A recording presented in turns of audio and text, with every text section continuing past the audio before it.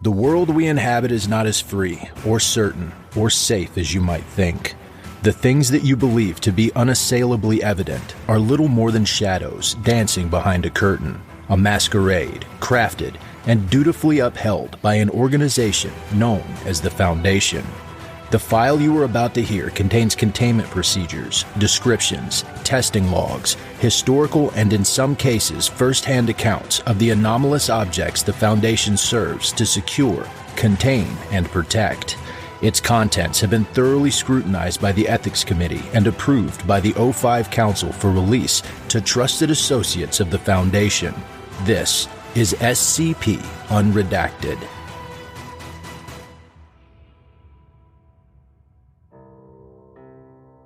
Item number SCP-2126.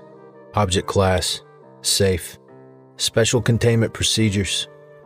SCP-2126 is to be kept in an opaque plastic sleeve and held within a moisture-controlled storage locker. Description: SCP-2126 is a letter written in blue ink on a ruled sheet of P4 paper. It's addressed to a person identified as Davy and appears to be written by said person's grandmother. Two horizontal creases in the paper suggest that it was at some point folded into thirds and placed in an envelope. It reads as follows. January 3rd, 1970. My dearest Davy, it was so nice to see you for Christmas last week. I always enjoy the time we spend together, especially now that you're studying at college. I can't believe my little Davy's going to be a doctor. Still, I wish you decided to attend a school that wasn't on the West Coast. There are plenty of good schools here in New England. You could have been close enough to visit all the time. Besides, I think those California boys have become a bad influence on you. I can't imagine you going to church with your hair grown out like this. When you were turned around, I almost mistook you for your sister. But I'm just a silly old woman.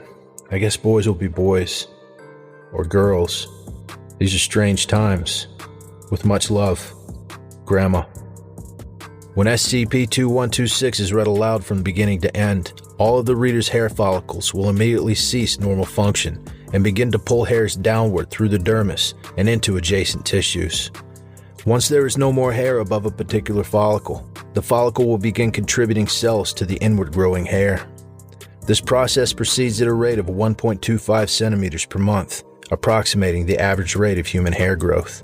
The process ceases for follicles producing body hair once the hair reaches the length the follicle would produce normally, such as for vellus and androgenic hair, but will proceed indefinitely for cranial hair should the person affected have live follicles within the dermis of their scalp. Autopsies have shown that the inverted hairs of individuals affected by the anomaly will grow uninhibited even through particularly dense tissues, such as cartilage and bone.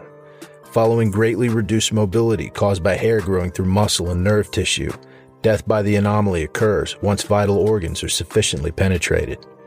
Reading recorded video, photographs, photocopies, or transcripts of the anomaly does not produce this effect.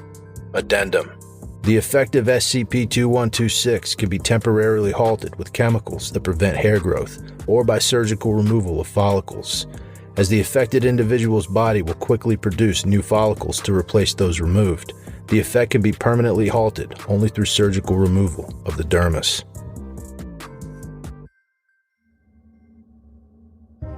Thank you for listening to this podcast. If you like what you hear, follow the link in the description to patreon.com/scpunredacted and help support me by becoming a patron for as little as $3 a month. You can get access to production logs, merchandise, recognition, and even a part in a skip. Regardless of tier, all patrons get early access to every single episode.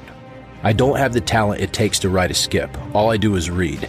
Original authors make this podcast possible, so credit to the original author. Their link's in the description. Show them some love as well. Consider becoming a member of the SCP Wiki, upvote their work, and maybe write a skip of your own. Maybe I'll read it here someday.